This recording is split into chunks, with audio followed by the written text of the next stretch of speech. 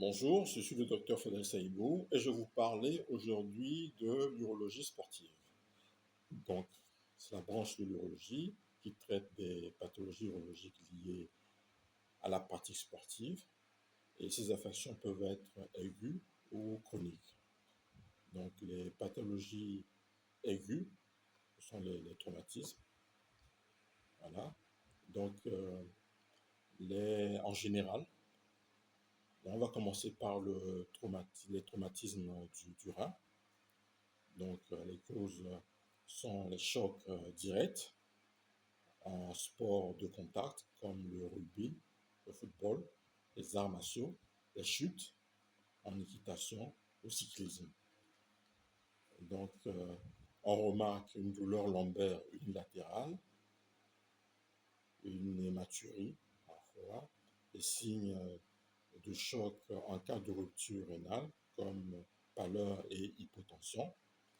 Pour le diagnostic, on a recours en urgence à une échographie pour détecter un hématome ou une rupture.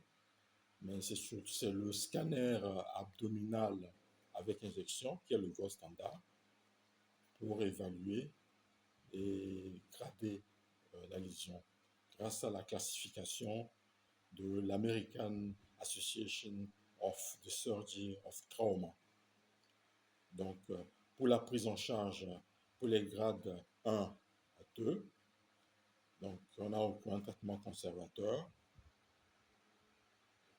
euh, consistant à un repos, une surveillance et à la prise antalgique. Pour les grades 3 à 5, la prise en charge peut aller d'une embolisation artérielle à une chirurgie en urgence en fonction du degré de gravité. Voilà. Pour les traumatismes de la vessie, les causes sont liées au choc pelvien, en cyclisme ou accident de moto, par exemple, en cas de vessie pleine également. Donc, ce qu'on remarque, c'est des douleurs épigastriques, hypogastriques, pardon, une retention aiguë d'urine ou hématurie, éventuellement. Acide en cas de rupture extra-péritonéale. Voilà. Comme diagnostic, on a recours au scanner pelvien avec Uroscanner pour visualiser la rupture, à la cystographie rétrograde en cas de doute persistant. Donc, pour les ruptures, pour la rupture extra-péritonéale, on procède au drainage urinaire pendant 10 à 14 jours à peu près. Donc, pour les ruptures intra-péritonéales, donc il faut faire une chirurgie exploratrice plus une suture. Donc, concernant les traumatismes des organes génitaux externes, par exemple au niveau du scrotum et des testicules, les causes, c'est les coups directs en sport de combat, football par exemple également. Ce qu'on remarque, c'est une douleur testiculaire aiguë, une hématocèle, il y a un épanchement sanguin intrascrotal. Voilà, on peut également remarquer une rupture testiculaire sous forme de douleur plus gonflement immédiat. Voilà. Et pour le diagnostic, on aura recours à l'écho-Doppler pour évaluer la vascularisation et détecter une rupture. Donc, pour la prise en charge en cas de contusion simple, on peut prendre des antalgiques et un suspensoire scrotal et utiliser de la glace. Pour les ruptures testiculaires, il faut une chirurgie en urgence, c'est-à-dire il faut une suture de l'albugénée. Concernant les fractures de la verge, bon, cette situation est quand même assez rare en sport, mais ça arrive quand même. Donc les causes sont les rapports sexuels normalement traumatiques ou manipulation ou une manipulation brutale. Voilà. Donc ce qu'on remarque, c'est un craquement audible, une douleur brutale, une déviation pénienne plus œdème, un hématome en aubergine à cause l'extravasation sanguine sous la peau. Donc, le diagnostic clinique peut être confirmé par une échographie pénienne en cas de doute. Voilà. Donc, pour la prise en charge, c'est une chirurgie immédiate.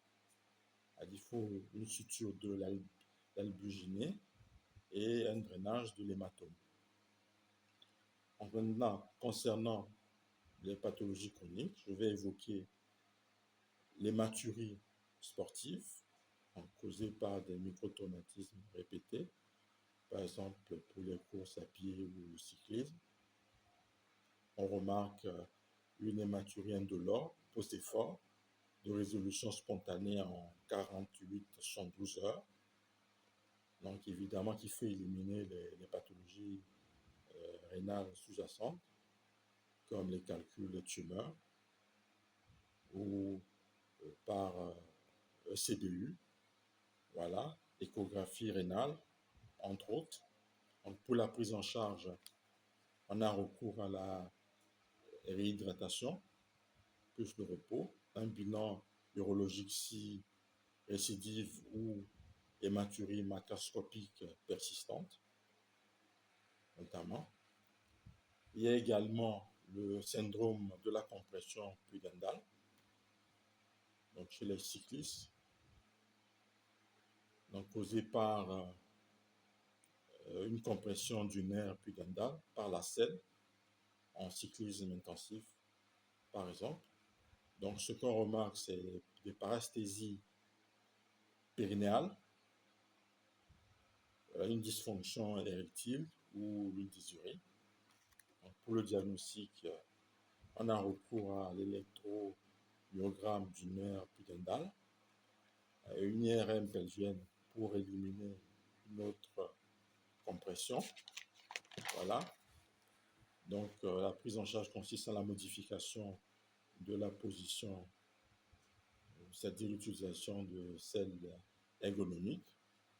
Voilà. On peut éventuellement avoir recours également à des infiltrations de corticoïdes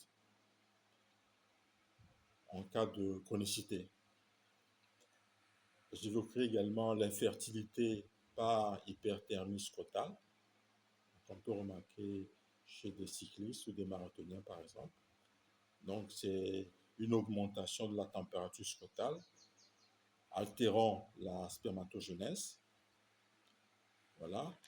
Et au niveau du spermogramme, on peut remarquer une oligo-asténotératospermie.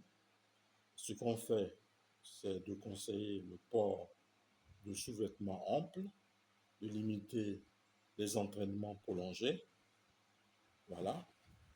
Et en général, pour la prévention en neurologie sportive, on conseille la protection et le port de coquilles en sport de contact ou de combat, une hydratation suffisante pour limiter l'hématurie et les lithiases, un équipement adapté comme les selles de vélo ergonomiques, voilà, une suspension scrotale. Je vous remercie.